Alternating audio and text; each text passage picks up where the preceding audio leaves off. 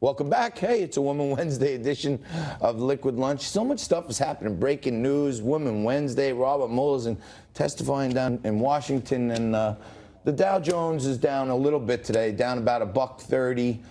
Everybody's waiting for Friday for the GDP report, and that'll kind of figure out where the winds will blow on the Fed chairman's thoughts. And Bitcoin just under 10,000. I'd like to see it get above 10,000 for the end of the week, and that would be a little bit of a stabilization. And we're going to break in again with Robert Mueller. We're not going to break in again and talk to Robert Mueller. Okay. They're in a break, so we're not going to break in. We're going to break into this segment where we have the best female political team on television, as written by my producer, Frank Morano. Kate Herman, a model comedian, and Mazie D, a noted social critic, and let me not get this wrong, citizen of the world. Ladies, thank you. Thank you for joining us on Woman Wednesday. I want to just make sure you know that women are not prohibited from appearing on Liquid Lunch all other days. And there is no such day for men, like as mandated. There is no all-man Monday or anything like that. So some people think, oh, you have me on a Wednesday because you know, but it's every day. But ladies, one thing I want to ask you both, because I'm just getting so bored of this whole investigation after investigation. Let the people vote or something. Kate, is this sad or funny? Well, I think good comedy comes from the saddest events. I think that the auto-tune version of the Mueller testimony will be funny. And I think that De Niro would be a good casting for him and make it comical, and I'm not sure if he's going to get Celeste's kids. So, Mazie? For me, I think it's kind of a waste of time and a waste of resources to be going through all of this. He wrote the report's out. You know what I mean? You can read it if you want.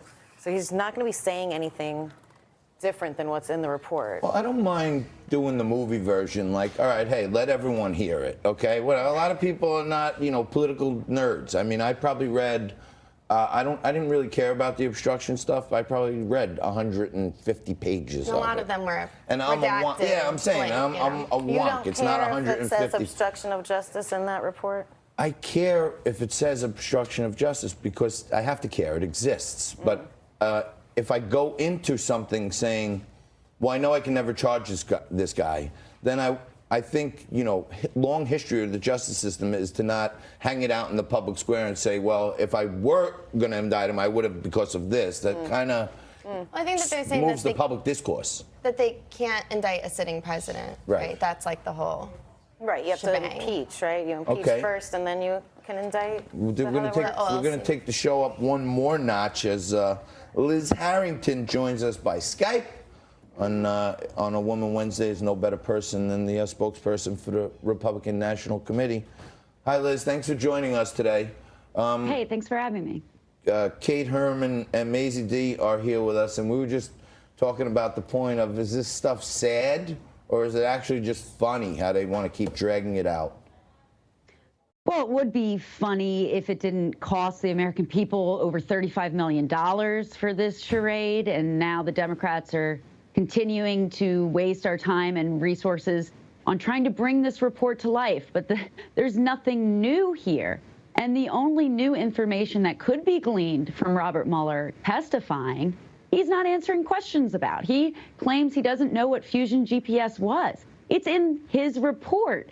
He claims he can't answer questions about the dossier when we know that is exactly why we're all here in the first place. So it's a complete waste of time. Mueller seems confused. He can't even answer questions correctly about his own biography and which president appointed him at what time. So I think it's an embarrassing display for the Democrats, and it's going to backfire on them once again. So, May, we just had on former prosecutor Susan Settembrino, and I think she kind of said pretty clearly it's really hard to obstruct justice if there was no crime. Right. So, I mean, but that's what the Democrats want to hear. That's what they want to hear. Renowned social critic think? And then they'll be happy think? if they hear that, I think.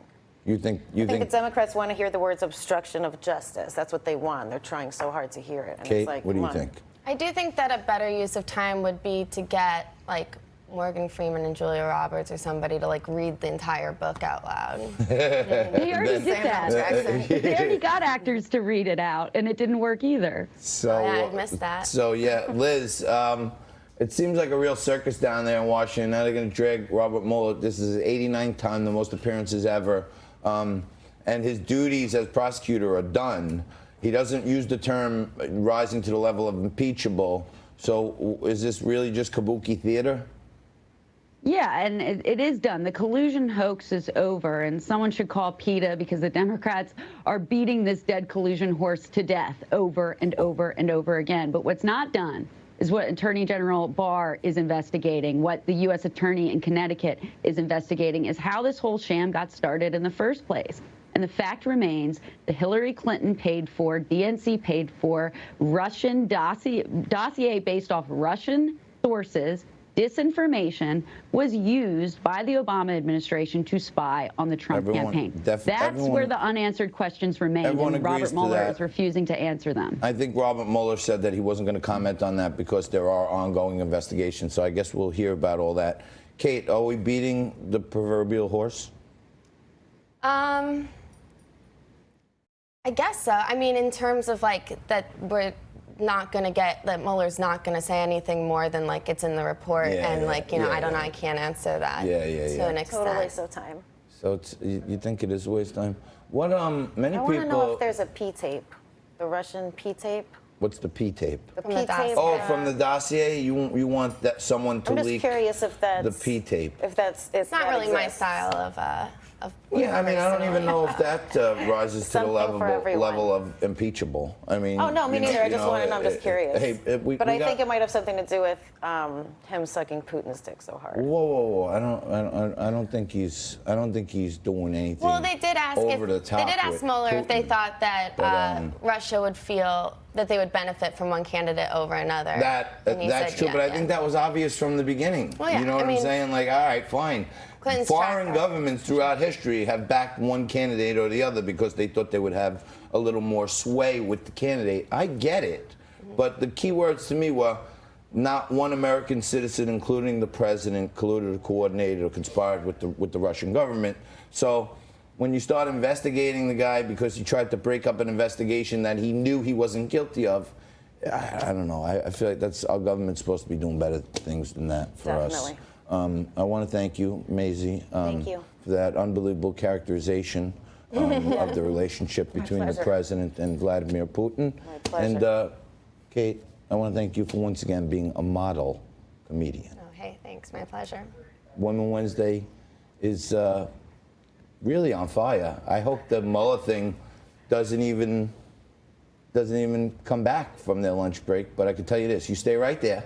Watch these commercials real quick, a little news break on the bottom of the hour, and then we're coming back for more insightful, thoughtful commentary with Kate and Mazie on all things Mueller and anything else they want to talk about, including my father, which I didn't expect in the last segment. But stay right there. We'll be back right after this.